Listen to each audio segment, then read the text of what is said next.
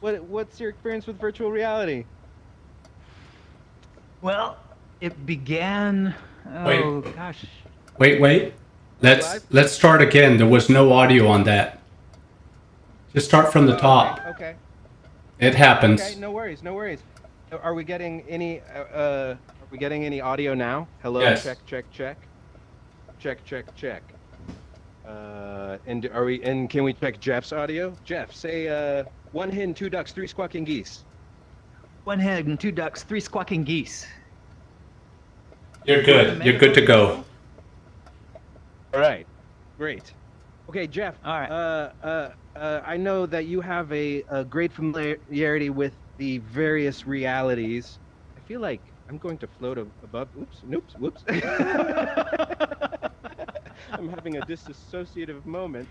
Uh, could you just tell us in 1 minute what even is XR? I don't even know if everybody out here knows what XR is. I know what virtual reality is. I know what augmented reality is. But what is XR? When I hear people use XR, it frequently is treated as kind of like a basket into which all the various R's can fit. So that if you're looking at a virtual world, that might be considered virtual reality. Uh, if you're doing something that takes the real world, but it puts virtual elements included in it, that might be extended reality. There's augmented reality where you might have an avatar in your actual physical space. Um, so when I hear people use XR, it usually is just a catch-all for all the various kinds of reality that are beyond just what we think of as real life. Very nicely put. Did that make sense, Mom? Does that I hope that makes sense. I Do you have a particular favorite of the realities? Are you an XR person? Are you a VR person? Are you a real life person usually, or My like them all? preference, the place that I love most to be is real reality, uh, because of the things that we are able to pick up on when we are in that kind of a physical realm. Yeah. However, there are some things that I think virtual reality does way better than real life. And things like being able to step literally into a skin that is not your own. And the idea of being able to live fictionally, which is of a special interest to me, uh, there are ways in which you can do that in VR that don't happen as easily in real life. So I am a big fan of VR, and also now that it has become more, there are more people who have use of it, and that is, it's becoming more wireless. Uh, it plays into the things that I like about actually playing in virtual reality or in real reality. Because in real reality, you and I have met actually, and we have done improv theater together.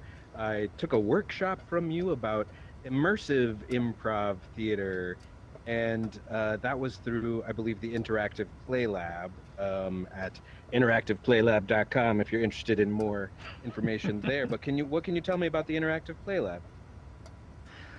We look at what is possible and we explore new ways to make new things possible, specifically in performance forms where you have a performer who is a trained interactor. And that means they're skilled in acting, improvisation, story structure, social psychology, and technology. So that whole combined thing. Uh, and their ability is to facilitate a person who has not rehearsed, has not been a part of the experience, facilitate that person's ability to play fully within a fictional experience. And all of these things working in concert. You can't be, I mean, an actor, you've got to be an actor with some degree of technology experience and what was one of the other things you said in there? Something like Social social worker or technology, some social technology, is that what you said? social psychology.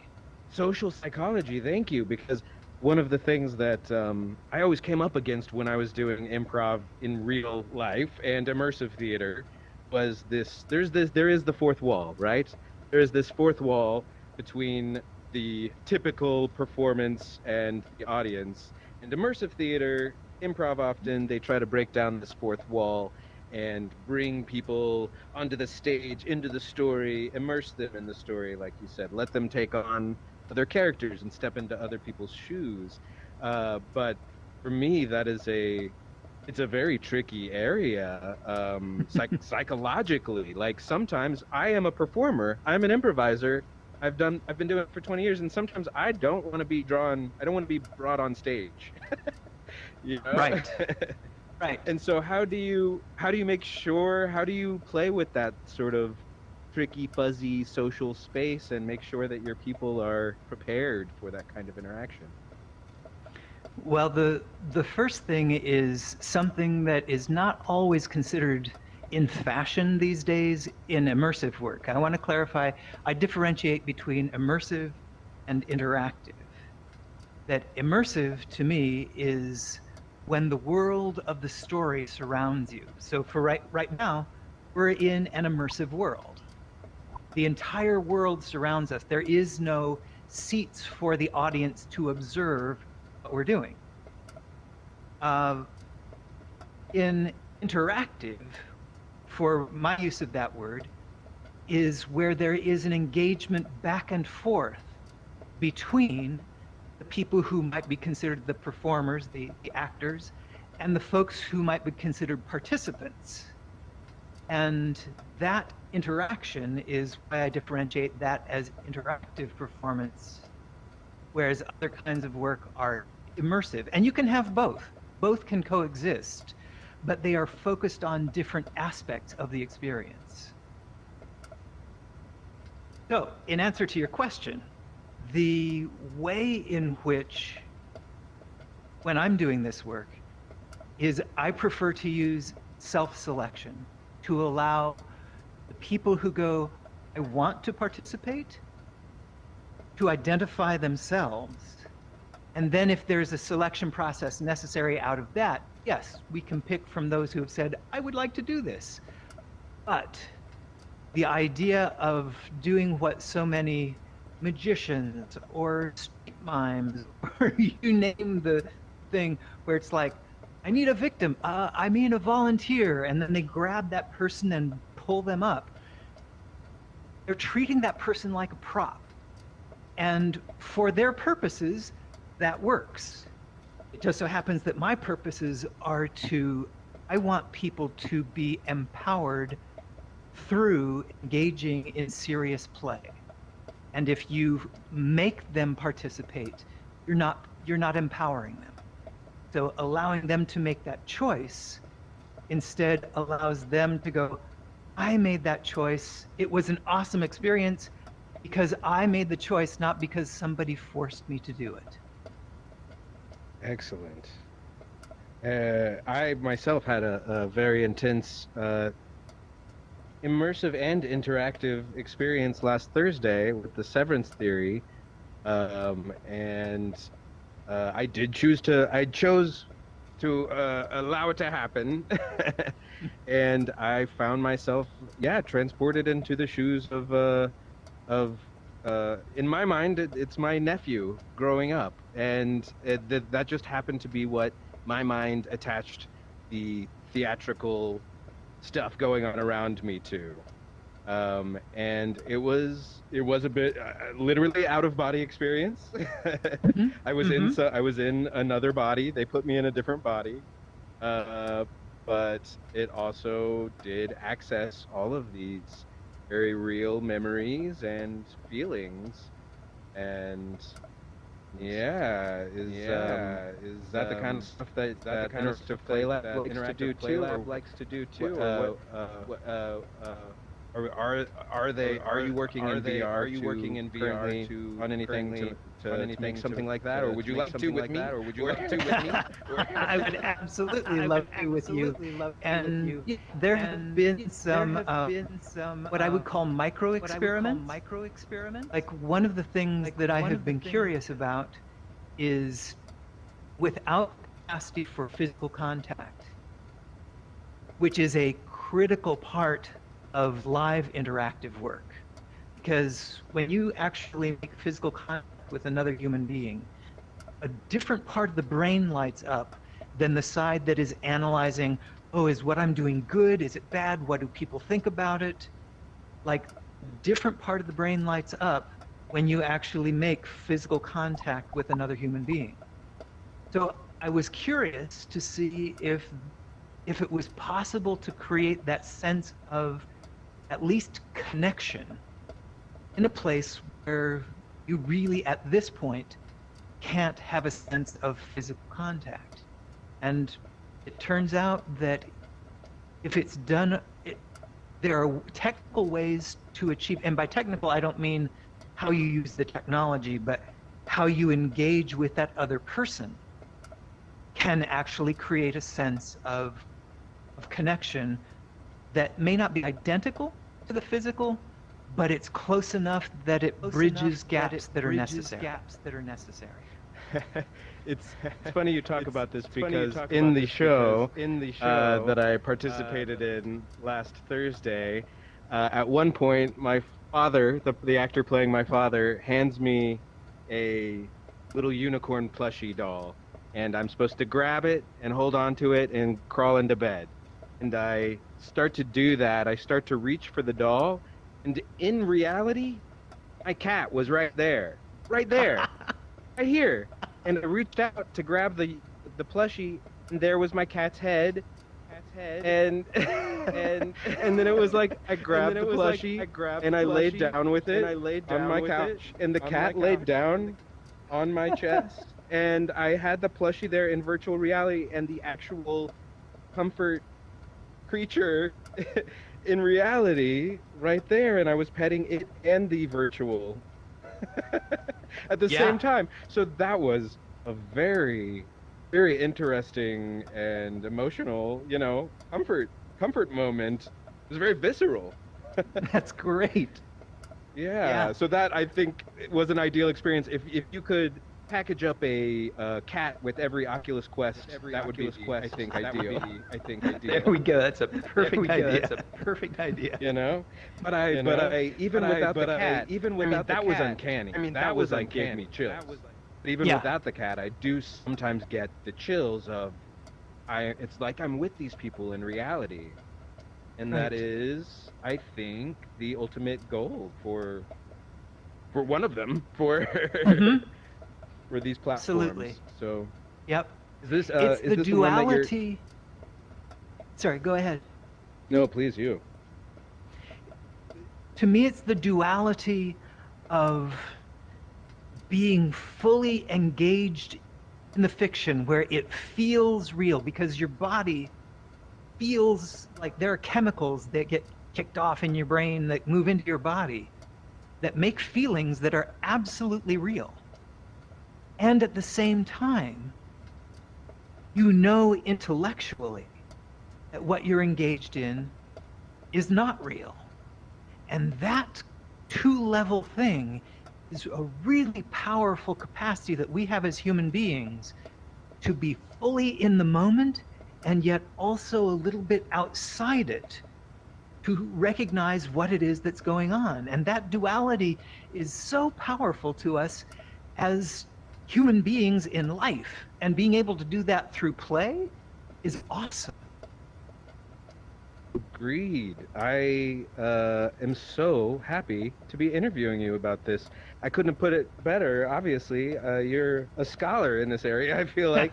But that sort of the multiple layers for me as a person with ADHD, and I worry all the time, and generational trauma. The multiple layers often are sometimes the only thing that can take me out of all of that and truly let me dissociate from myself in a good way. Mm-hmm. And that's the interesting thing about Thursday was that it was something that I hadn't really felt in a long time, probably since the last time I did live theater improv. Right. This this accessing, like it was almost Meisner or Stanislavski or Mm-hmm. something, when I don't want to spoil too much, but something very dramatic in the show happens and you're left there in outer space for a moment, literally in outer space with the sun in this corner of your vision and way down there the earth and the moon, and it's a very powerful moment. And then I'm brought back to a photograph of my family all happy together, and to me that did this sense memory trigger thing where suddenly I was Alex and I was my nephew, and I was Michael as a young boy, and I was all these things wrapped into one little, Stanislavski nugget, method nugget. And it was great. It was like, oh, I missed this. I miss theater. Should talk to Jeff. We should make a show. We should make a micro show, a micro experience. Yes. So And what you're thank you. describing is also, I think, very much at the heart of what it is that allows us as human beings to have compassion. Because until we can actually allow ourselves to exist in someone else's shoes, all we have is our own perspective, and that doesn't always lead to compassion. So well put. Jeff, thank you for being here. Guys, camera crew, is the XR Social Club happening tonight, or is it all Burning Man? It is happening. Can we jump over there? Are you ready, Jeff, to socialize? Yeah, let's do it. All right, cool. Somebody's gonna drop a portal, I hope, because I don't see it on my list. But I'm just the host here. I'm just the talent. Oops, and I knocked over my.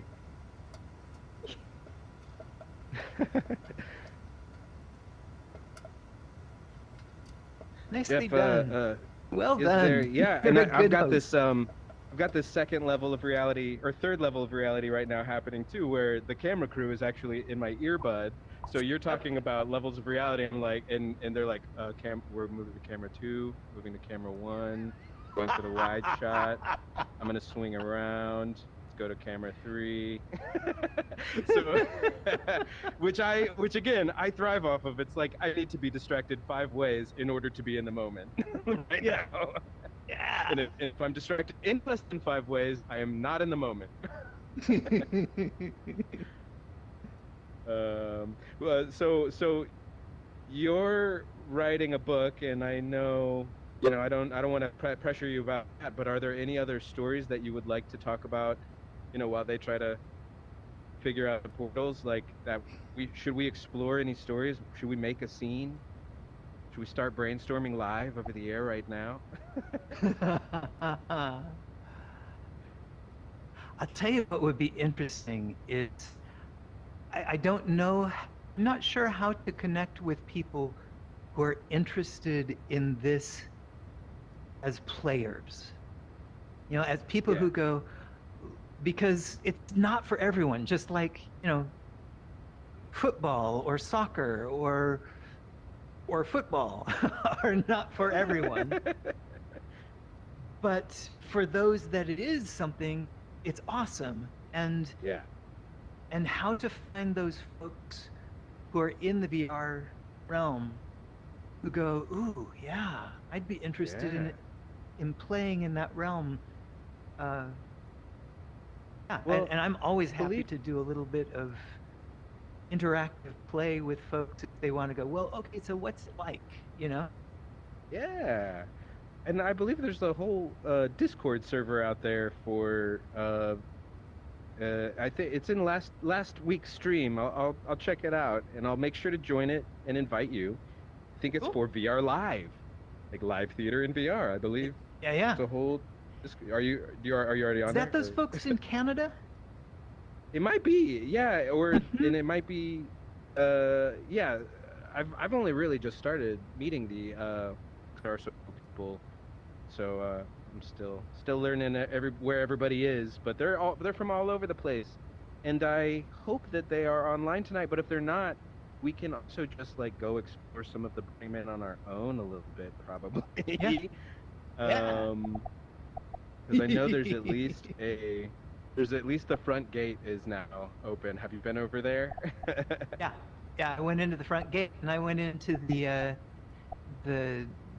dark, I forget what they called it, dark camp or something like that.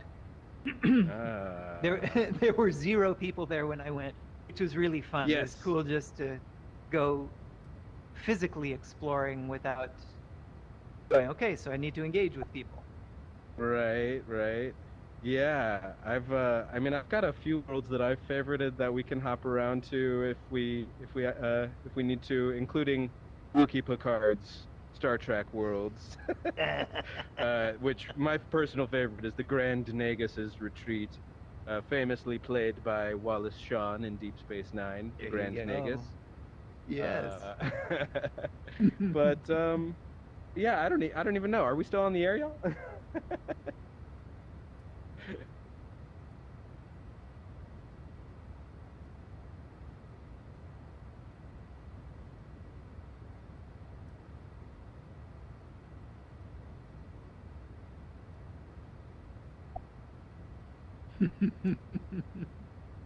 Are you working on your computer now? I am. I was looking, and it looks like my aunt said I was echoing, but now I'm not. So I suppose it was fixed. We'll see. Okay. We'll see after the show.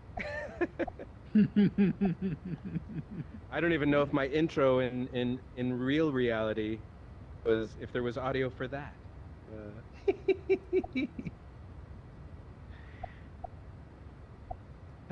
Matt Hayden says, "Not on the air anymore. Tell us your deepest, darkest secrets." How many times have I heard that before? That's how they get you. Don't worry, the mic's cold now. Don't worry. Hey, Matt Hayden, you should come play King's Quest. You should come play King's Quest. We're gonna play King's Quest.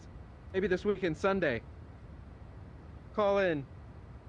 Yeah, it sounds like XR Social Club unexpectedly is maybe not happening this week, but we can keep it going for a little bit longer, right, guys? We have a couple of viewers. Hey, guys. Is it just my view? I wonder. I'm gonna look at the. Can we take questions from the viewers? Yeah, are there any questions for Jeff Worth from Interactive Play Lab? That is a good question. Question about questions.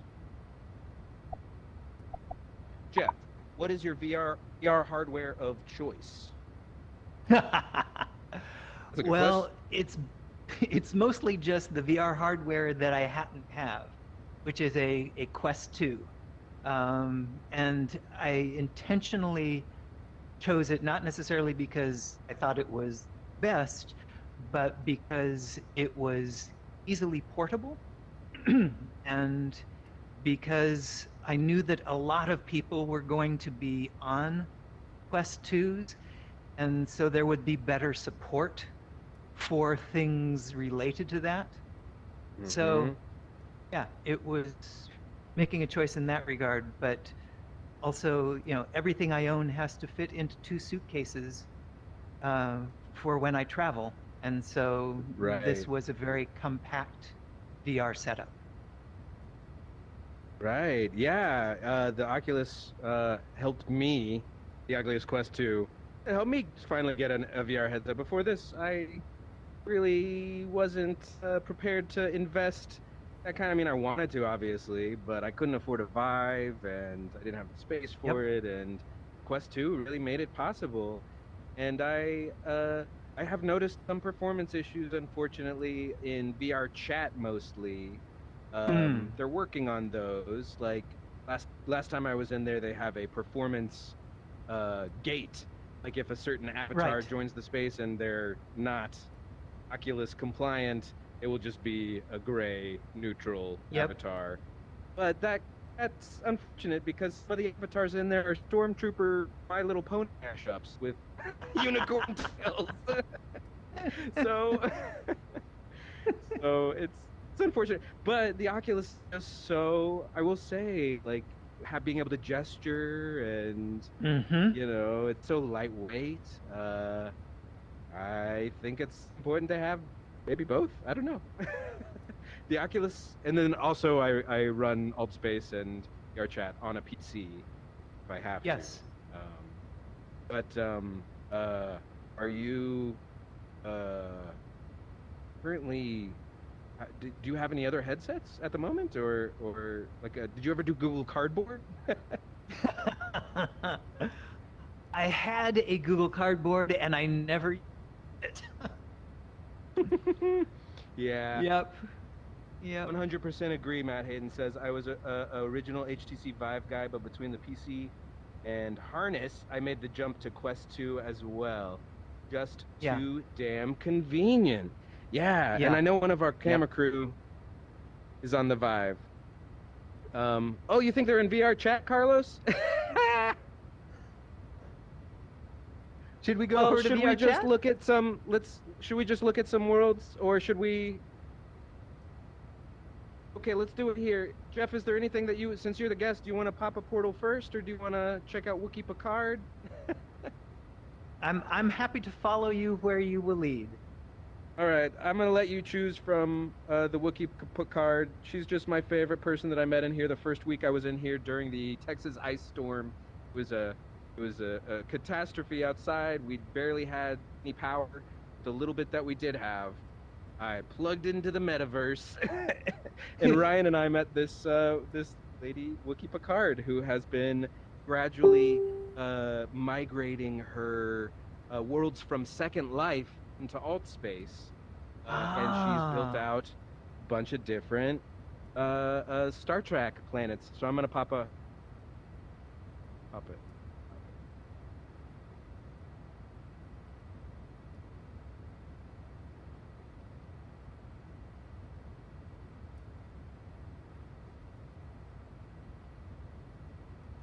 We're heading to Wookiee Picard's place, y'all, if you want to take a tour in AltSpace. All right.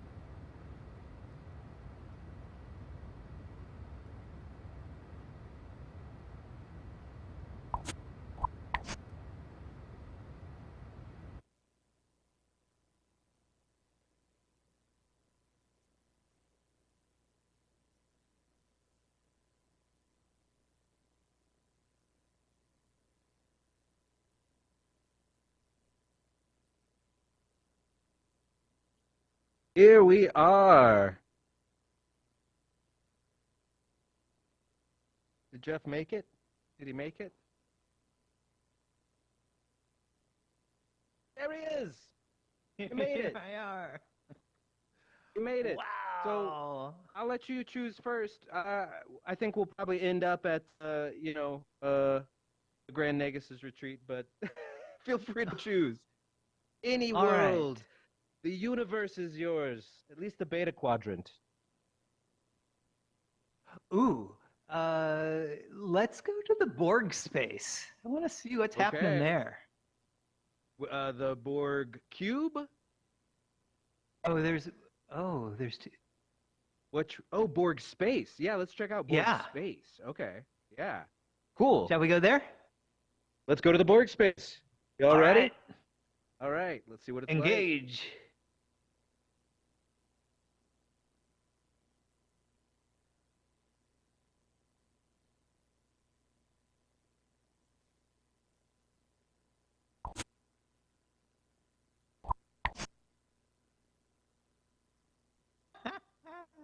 Ooh, creepy. I love how she's got even on the loading screen somehow she's got the Star Trek. Yeah. Yeah. How does she do all that? I know a lot I of have this. no idea. She's got a lot of fans, and a lot of people give her these models so that she can include them in her worlds. So, like, I think someone made this Borg model for her, and she's replicated it, and Nice. then she just takes like assets and makes these awesome worlds out of them. Yeah. Here.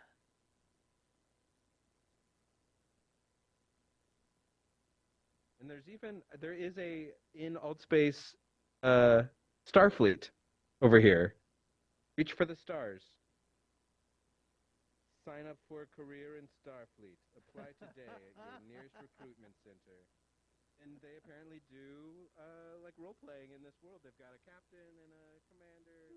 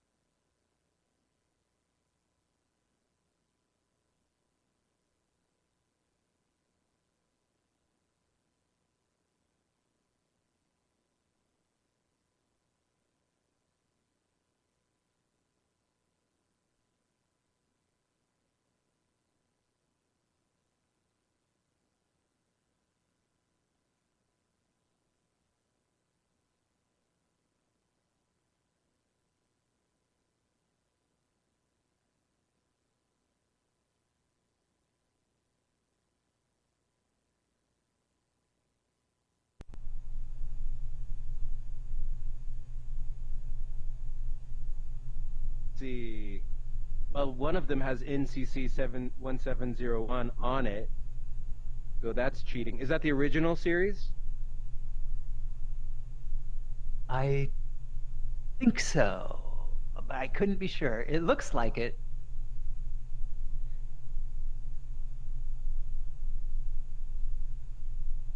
And what's the green one called? Is that like a bird of prey or what? I think you're right. I think that's a Romulan or Klingon bird of prey. I think Romulan.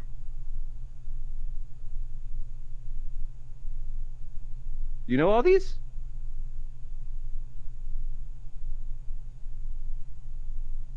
Love this. Love Oh. all this. This feels good. I've always wanted to play with one of these screens. Huh. Oh, nice. Particle analysis. Very nice, very nice. I like the prime directives. I like how they are in and out story. Oh, very nice. Yeah. Be it interacting with group members or others visiting our events, please behave in a manner befitting a Starfleet officer with respect for the ideals and history of Star Trek. If you are role-playing another species, you may behave as that species. However, please be appropriate with the visitors. Use good judgment. This is just what we were talking about, Jeff. No, it's awesome. Yeah, try to be a good example. Behavior is PG-13 as we may be interacting with children as well as people from other countries, cultures, and planets. They are to be treated respectfully at all times. Please refer any intra-group issues or problems with guests to security, any member of the command team, or the captain. Live long and prosper. Live long and prosper. Ambassador Wookie Picard. Thank you, Wookie Picard, for building this beautiful space. Should we go to the Negus retreat before we wrap up? Well, let's. Oh, it doesn't look like we have access. Can you get any I've closer? got it to in my favorites. I think I've got access to it in my favorite. No, I think actually I'm sorry. We got to go back to Wookie Picard, so I'm going to do a portal to there. All right. Back to her homeworld, and then we'll head to the Grand Negus's retreat. All right.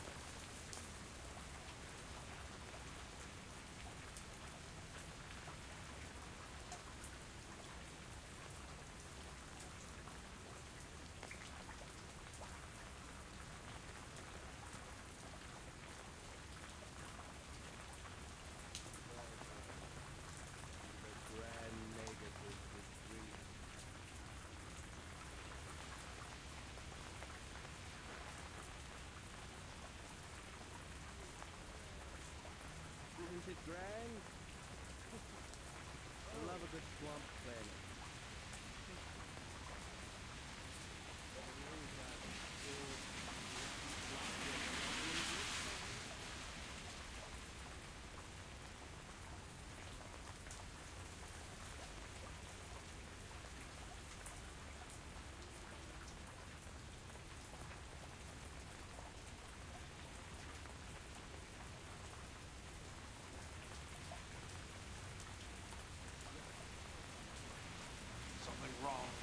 Yes, something's wrong. Bunch of self-satisfied Starfleet officers. Just stole my audience. They're not just Starfleet officers, they're heroes. Let's face it, Quark, there's nothing heroic about earning profit. Who's on Ferenginar? We're not on Ferenginar.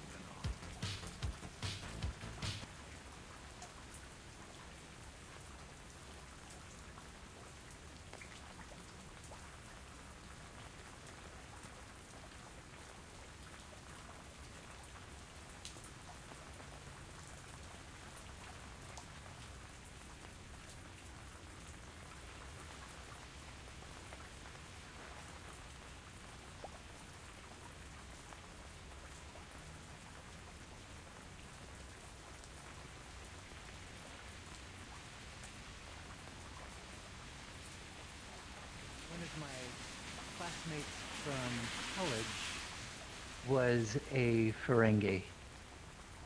Is that right? Yep. Yep. Did they like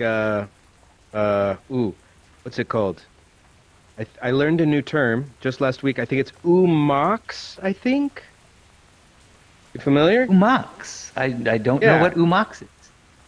It's just the sensation they get by rubbing each other's ears. They have a very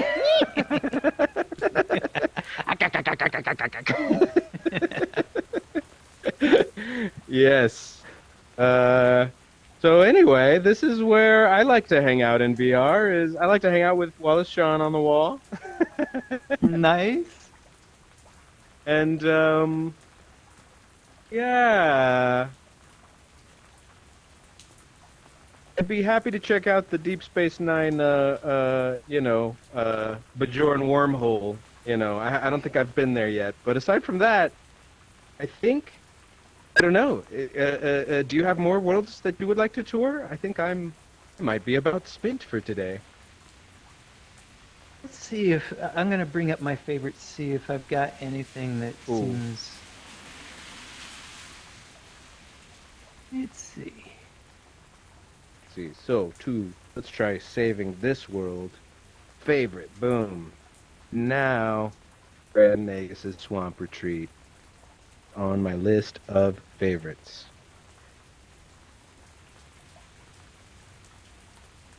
Because there is the Burning Man front gate. I guess we could go there.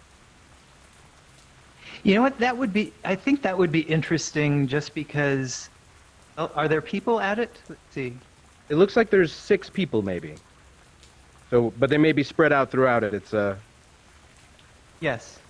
It's a fairly. But let's check it out. It's not opened yet. I think Burning Man opens in a couple of days. I think. But the gate is open. If we want to go hang out at the gate, do you guys want to check out the Burning Man? Yeah, let's see see if there's some burners there. I'm always interested in seeing what's going on with burners. Cool.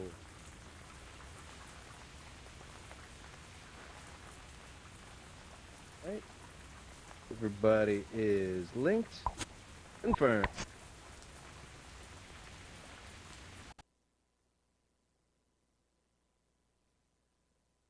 Advisory radio station. Stay tuned for vital gate traffic and entry processing information. ברוכים הבאים ל-Burning Man. Burning Man, привет! Bienvenidos a Burning Man. Добро пожаловать, еноты, в Burning Man. Seja bem-vindo a Burning Man. Volchik a Burning Man. Welcome to Burning Man. Bienvenue au Burning Man. Willkommen bei Burning Man. مرحبا إلى Burning Man. Vítejte na Burning Man. Приветствуем вас на Burning Man. Welkom op Burning Man. Bienvenidos a Burning Man.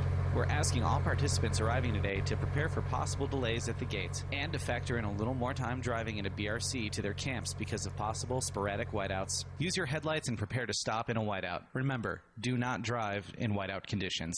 The speed limit on Gate Road and all roads in Black Rock City is 5 miles per hour. Speeding is a ticketable offense, even here in the desert.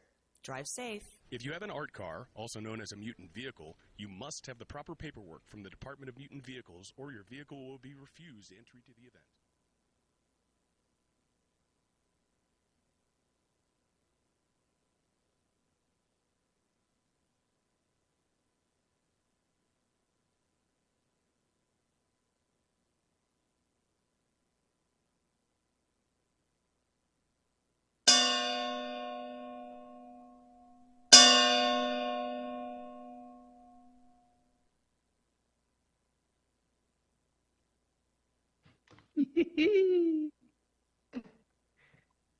I gotta do it.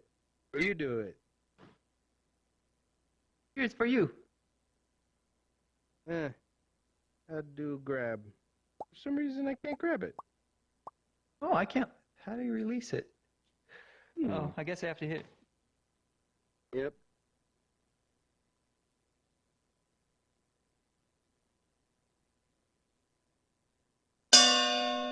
There it is.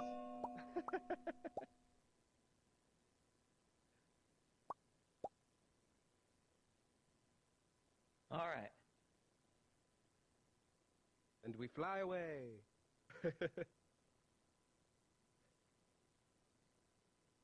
Hey, Butterfingers.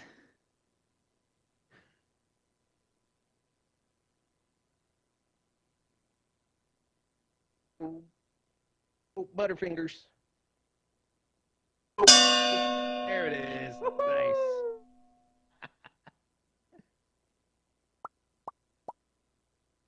Emoticons. Have you seen the coloring pages over there? Does it work yet? I was trying it out earlier today. There was somebody coloring yesterday.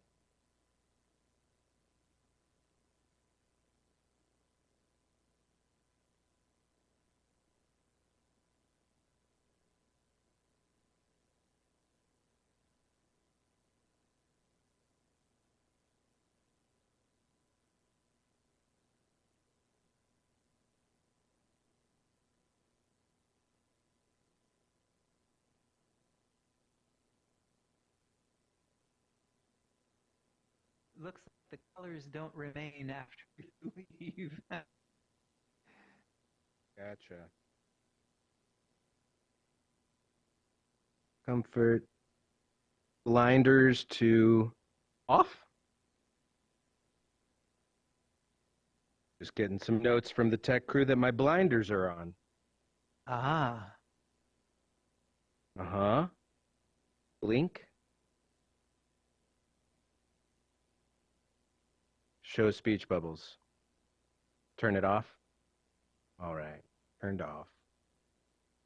Cool, cool, cool.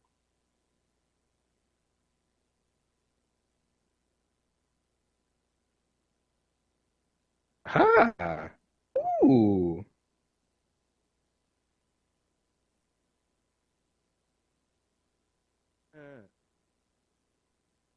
Click or touch color to add color to brush.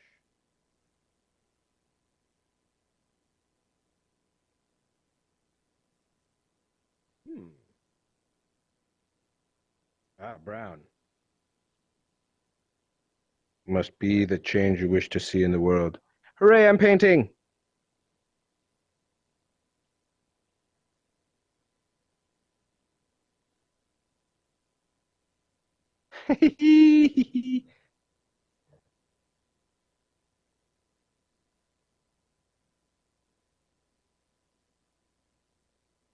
Painting!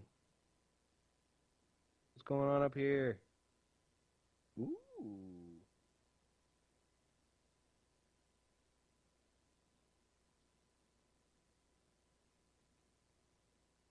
It doesn't work.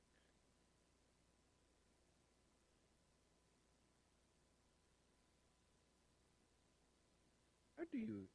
are you able to choose a color? Like, I was able to get green, oh.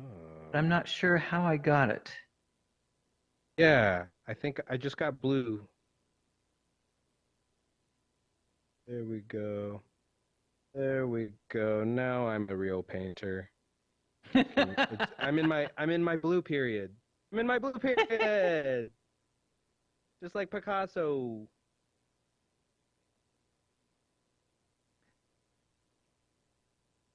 Did you say it's not persistent, Jeff?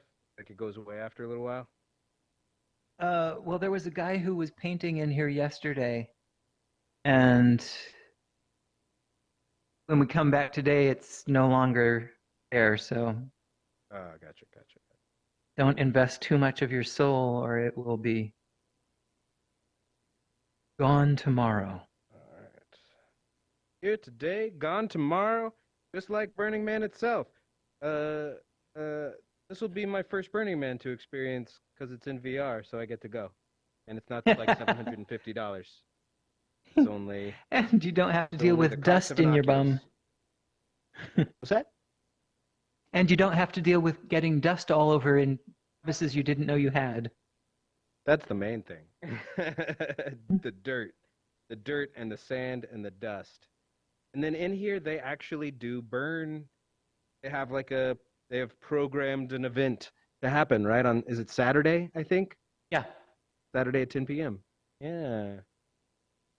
Cool. You know how you got the maybe paint onto your brush? I'm not sure. Oh, it's the trigger. It was the trigger. But it's like I have to press it with my finger, not the brush. It's the finger. Oh. Yeah, I think. Oh. And you can kind of mix colors, it looks like. Oh, okay, I get it now. I suddenly got it. Let's try some of this orange, yellow, green, aqua.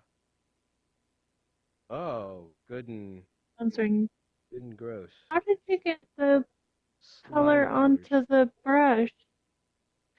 It's you gotta press it the color with your finger, it looks like, and press the trigger button. Yeah, your index. There you go. See now. Yeah. It's working. Woo. I'm like Bob Ross in VR. I think Bob Ross would kill for your hair. I would kill for his curly hair.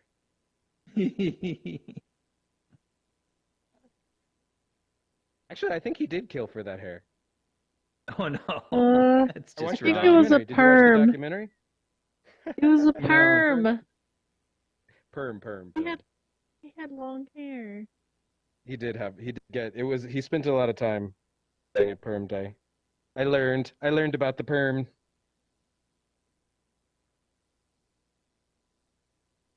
It's happening. We're painting in VR. There it is.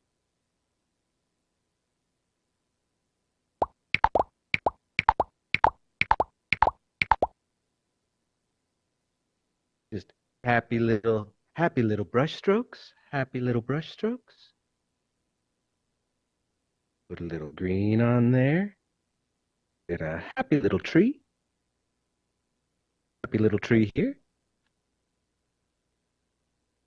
And then classic Bob Ross style, right before the end of the program, we just put a giant tree right down the center.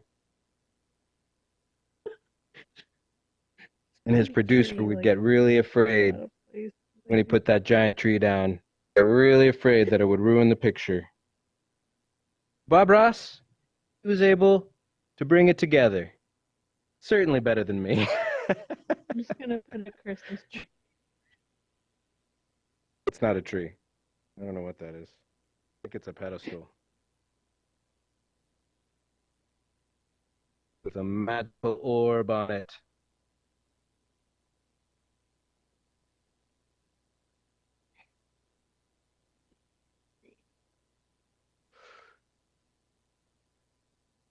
Well, Carlos, Ryan, I think I'm going to sign off